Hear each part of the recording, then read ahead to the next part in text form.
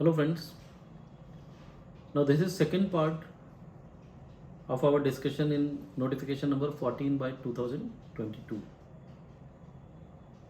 Last part में हमने GSTR 3B में जो चेंजेस उन्होंने सजेस्ट किए along with the circular that they have issued, we have discussed that. Now in this part specifically I would wish to cover Rule 88 capital B which has been inserted for the purpose of interest, how it has to be calculated, the manner in which the interest to be calculated for delayed payment of tax. Friends आप section 50 देखेंगे तो section 50 deals with the interest on delayed payment of tax. Sub section 1 says कि आपको interest कब लगेगा. Proviso says कि आपको electronic cash laser में से आप जितना पेमेंट कर रहे हैं उसी पे इंटरेस्ट लगेगा एक्सेप्ट इन अ सिचुएशन जब आपके अगेंस्ट में कोई 73, 74 की प्रोसीडिंग स्टार्ट हो गई हो. 50 सब सेक्शन 2 सेज कि manner in which the interest has to be calculated will be prescribed. And subsection 3 which is recently amended from retrospective effect that is 1st July 2017 it says कि अगर आप कोई credit लेते हैं गलत तरीके से और उसको यूटिलाइज भी कर लेते हैं तो आपको इंटरेस्ट लगेगा. मीनिंग देयर बाय अगर आप यूटिलाइज नहीं करते तो इंटरेस्ट नहीं लगेगा. This was the very welcome amendment done by the finance act 2022. So this is section 50. Now friends जो नोटिफिकेशन 14/2022 है वो एक रूल इंसर्ट करता है, rule 88 capital B which provides for और rather which prescribes the manner of calculating interest on delayed payment of tax. 3 sub rules में इसको divide किया गया है. Sub rule 1 I would say it is more or less similar to what is provided in subsection 1 of section 50. It says in those cases where the supplies are being made during a period, it is declared by the person in the return, but the return is filed after the due date which is prescribed under section for the returns under section 39. तो आपने due date के बाद वो return भरी. This is what the sub rule 1 says. तो जितना आप electronic cash laser में से पेमेंट करेंगे उसी पे आपको इंटरेस्ट लगेगा. कौन से पीरियड का इंटरेस्ट लगेगा? For the period of delay in filing the said return beyond the due date. So therefore let's say 20 तारीख को आपका ड्यू डेट था, आपने 30 तारीख को फाइल किया तो 10 डेज का आपको इंटरेस्ट लगेगा. वो लगेगा जो आप इलेक्ट्रॉनिक कैश लेजर से पेमेंट करते हैं. Meaning thereby let us take an example. 1 crore की आपकी लायबिलिटी थी, 80 लाख का आपका क्रेडिट था, 20 लाख आपने 10 दिन के बाद भरा, यानी रिटर्न आपने 10 दिन के बाद भरा. उसमें इलेक्ट्रॉनिक क्रेडिट लेजर से आपने 80 लाख की पेमेंट की, 20 लाख की आपने कैश में पेमेंट की. So it says section also says कि आपको इलेक्ट्रॉनिक कैश लेजर यानी 20 लाख पे ही इंटरेस्ट लगेगा, वो 10 दिन का.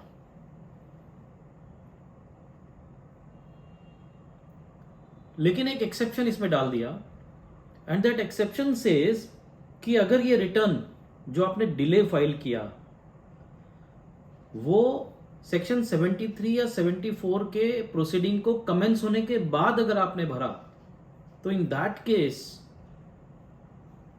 इलेक्ट्रॉनिक कैश लेजर पे जो बैलेंस आपने पे किया उससे जो पेमेंट किया उसके ऊपर इंटरेस्ट नहीं लगेगा, टोटल पे इंटरेस्ट लगेगा.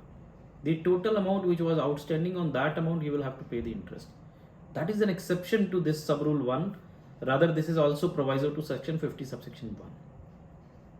Now there are few questions which emerges out of it कि सर कमेंसमेंट ऑफ सेक्शन 73, 74 कब कहलाएगा. तो मेरा लिमिटेड अंडरस्टैंडिंग और मेरा व्यू ये है कि 73 और 74 की प्रोसीडिंग तब कमेंस हुई हुई कहलाएगी जब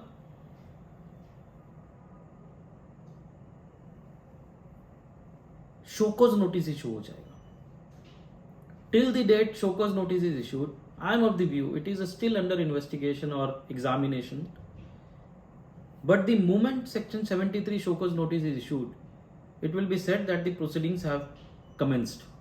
और मेरे एग्जाम्पल में let us say कि मेरे यहाँ कोई इन्वेस्टिगेशन हो गया, मैंने 5 महीने का रिटर्न नहीं भरा, they issued a show cause notice to me and then I have also complied with filing of the return.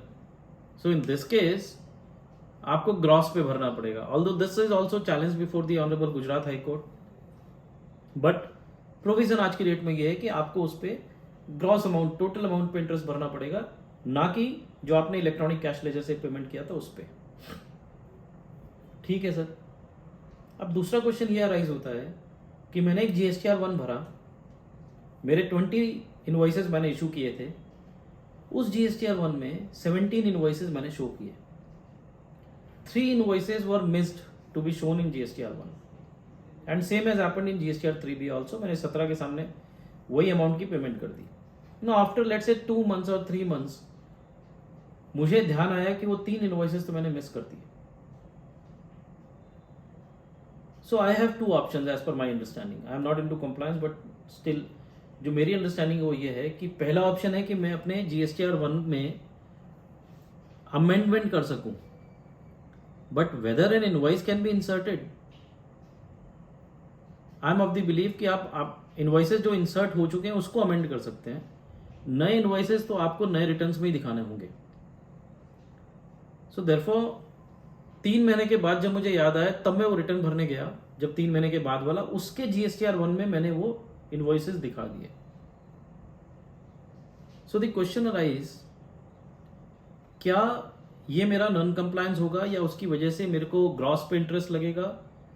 Sir please appreciate कि जो आपकी क्रेडिट थी वो तो आपने ऑलरेडी यूटिलाइज कर ली, उसके बाद जो आपके पास बैलेंस था 17 इनवॉइसेस का केस में, फर्स्ट मंथ में जो आपने 17 इनवॉइसेस का लायबिलिटी था उसके सामने जितना क्रेडिट था यूज किया, उसके बाद आपने इलेक्ट्रॉनिक कैश लेजर से पेमेंट किया।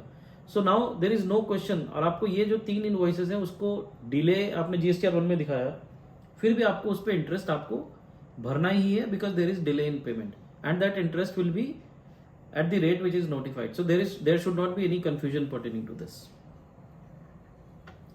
So since this question was asked specifically, so I'm trying to cover this कि आप फ्यूचर में इनवॉइस दिखाएं क्या दिखाएं उससे कोई फर्क नहीं पड़ता। The only embargo here is कि अगर आपकी 73 या 74 की प्रोसीडिंग कमेंस हो गई, उसके बाद आप नेट पे इंटरेस्ट यानी इलेक्ट्रॉनिक कैश लेजर पे इंटरेस्ट नहीं भरोगे, आपको टोटल पे इंटरेस्ट भरना पड़ेगा। दैट इज व्हाट इज सब rule 1 and this is applicable only in those cases where the question is pertaining to the interest and filing of return.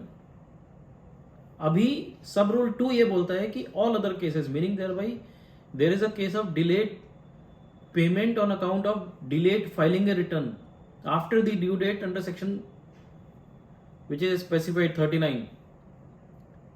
सब rule 2 ये बोलता है कि in all other remaining cases आपको interest देना पड़ेगा subsection 1 के हिसाब से, और interest will be calculated on the amount which is unpaid. So therefore it is very clear कि अगर आपकी कोई भी लायबिलिटी असरटेन होती है जो रिटर्न से रिलेटेड नहीं, आपने रिटर्न नहीं भरा और लायबिलिटी असरटेन हो गई, तो liability can be ascertain by 2 ways, या तो आपको शोकोस देगा फिर इंटरेस्ट की लायबिलिटी असरटेन हो जाएगी, या फिर आपने जैसे मैंने एग्जांपल दिया 3 इनवॉइसेस आपने मिस कर दिए, वो डिपार्टमेंट ने आइडेंटिफाई किए या आपने आइडेंटिफाई किए, तो ऑब्वियसली उस अमाउंट पे आपको इंटरेस्ट भरना पड़ेगा। So there is no doubt about it, और वहां पे कोई क्रेडिट से रिलेटेड कोई क्वेश्चंस नहीं अराइज होते, because credit already you have taken in that return that you have filed. So in this case you will have to pay the interest, and what period would be there? Period would be, it will be starting from the date on which the tax was due to be paid till the date such tax is paid. So this will be the amount. मेरे example में first month में आपने invoices raise किए थे, आपको payment तभी करना था, लेकिन आपने 4th मंथ में उसको शो किया, तो ये जो बीच का जो 3 महीने का इंटररेगनम पीरियड था, उस पीरियड में आपको इंटरेस्ट भरना पड़ेगा। Now come to sub rule 3 which is related to the amendment of finance act 2022 and a good rule. Now it says कि अगर आप कोई क्रेडिट लेते हो which is wrongly availed and utilised by you, अगर आपने कोई गलत क्रेडिट ले लिया उसको यूज नहीं किया तो उस पर ब्याज नहीं लगेगा। आपने कोई क्रेडिट लिया और उसको यूटिलाइज कर दिया तो उसके ऊपर इंटरेस्ट लगेगा, वो ऐसा बोल रहे हैं। इंटरेस्ट कब से लगेगा? डेट ऑफ यूटिलाइजेशन से, जब तक आप वो रिवर्सल नहीं कर देते उस क्रेडिट का या पे नहीं कर देते उसको टैक्स को, तब तक का आपको लगेगा। इन्होंने एक एक्सप्लेनेशन डाली है, एक्सप्लेनेशन में भी इन्होंने बहुत क्लियरली बोल दिया है कि इनपुट टैक्स क्रेडिट कब बोला जाएगा कि यूटिलाइज किया, to the extent it is getting reduced from the amount of balance of wrongly availed input tax credit. Meaning thereby एक एग्जांपल लेते हैं, 50 लाख की मैंने क्रेडिट गलत ले ली, उसमें से मेरे पास पूरे टाइम 50 लाख का बैलेंस था, 50 लाख प्लस 50 लाख का बैलेंस था इलेक्ट्रॉनिक क्रेडिट लेजर में. So it shows that I have never utilise that credit. It was wrongly availed, agreed, but not utilised. Since interest is compensatory in nature, there is no loss which is occurring to the revenue and therefore there should not be any interest. Okay, understood. But दूसरे case में क्या हुआ, 50 लाख की credit गलत ले ली और मेरे पास balance 45 lakh हो गया. लेट से मैंने क्रेडिट ले ली थी 2019 में अप्रैल में, और अभी 2022 में वो बैलेंस 45 लाख हो गया. इट मीन्स 5 लाख से बिलो हो गया मेरा वो, और एक्सप्लेनेशन 1 के हिसाब से 5 लाख रुपए मेरा यूटिलाइज्ड अमाउंट हो गया. क्वेश्चन अराइजेस, 5 लाख रुपए पे इंटरेस्ट मैं दूंगा, कब तक दूंगा? दूसरा क्वेश्चन ये अराइज होता है कि लेट से अप्रैल मंथ में 5 लाख से नीचे हुआ, यानी 45 लाख का बैलेंस हो गया, और जून मंथ में अगेन 55 लाख का हो गया. So whether the interest will be leviable only from April to June, और मैंने पेमेंट किया लेट से दिसंबर में, या April to December, that is the another question. So first let us understand what is date of utilization as per the rule. Sub rule 3 के लिए जो एक्सप्लेनेशन उन्होंने इंसर्ट किया उसमें डेट ऑफ यूटिलाइजेशन का बताया कि date of utilisation shall be taken to be where the date on which the return is due to be furnished or the actual date of filing of the said return, whichever is earlier. जहां पे return filing की बात है वहां पे due date और actual date of filing of return whichever is earlier. If the balance in electronic credit ledger falls below the amount of the input tax credit wrongly availed on account of payment of tax through the said return. So meaning thereby date of utilization would be earlier of the 2 dates, due date of filing return और actual date of filing return. So मैं assume करता हूं कि मेरा due date था 20 तारीख, मैंने file किया 30 तारीख, तो मेरा डेट ऑफ यूटिलाइजेशन कब कहलाएगा? क्योंकि मैंने 30 तारीख को जब रिटर्न फाइल किया तब 5 लाख यूटिलाइज किया. So whether it will be 30th और 20th. So this explanation says 20th कि मेरा due date of filing, because whichever is earlier, तो that will be the date which will be deemed to be date of utilization. Till from that date till the date when I am reversing the input tax credit or I am paying this 5 lakh रुपए जो मेरे example में थे. दूसरे cases में जहां पे मैं डेबिट करता हूं इलेक्ट्रॉनिक कैश लेजर से, इलेक्ट्रॉनिक क्रेडिट लेजर से, वहां पे date of debiting the electronic credit ledger will be the date of utilization. Now the question which I have raised, April में 30 तारीख को रिटर्न में भरता हूं,